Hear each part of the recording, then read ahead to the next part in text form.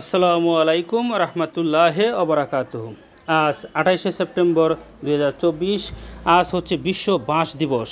এমন কোনো মানুষ নাই যার জীবনে এই বাঁশ খায় নাই। বাঁশ হচ্ছে দুই প্রকার, একটা হচ্ছে বাহ্যিক বাঁশ, একটা হলো অদৃশ্য বাঁশ।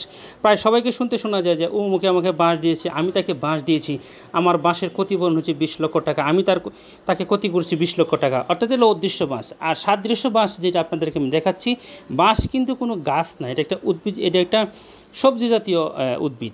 এটা সবজি হিসেবে ব্যবহার করা যায়। এখানে বাঁশের যে ছোট গাছ, এটাকে বলা হয় কুরল। আর কুরলের মধ্যে আছে প্রচুর পরিমাণে ভিটামিন, যেমন পানি, প্রোটিন, চর্বি, চিনি, সেলুলোজ, খনিজ। এই খনিজগুলা আপনার মানব দেহের জন্য বেশ উপকারী। ভিটামিনটা বেশ উপকারী। এই বাঁশ খাইলে পরে আপনি ধরেন, এটা আপনি চিংড়ি দিয়া, গরুর মাংস দিয়ে, ছাগলের মাংস দিয়ে, ভেড়া দিয়া বা ইলিশ দিয়া বা অন্য কিছু দিয়া বা সরাসরি ভর্তা খান, তাহলে যেসব উপকার পাবেন সেটা হলো হৃদরোগের ঝুঁকি কমাবে, উচ্চ রক্তচাপ কমাবে, কোষ্ঠকাঠিন্য দূর করবে, হাঁপানি, ডায়াবেটিক্স, তীব্র জ্বর, মূর্ছা, মৃগী রোগ এগুলো দূর করবে। বাংলাদেশের বিশেষ করে সিলেট, চট্টগ্রামের পার্বত্য অঞ্চল, এছাড়াও মেঘালয়, আসাম, কোরিয়া, জাপান, চীনে বেশ জনপ্রিয়।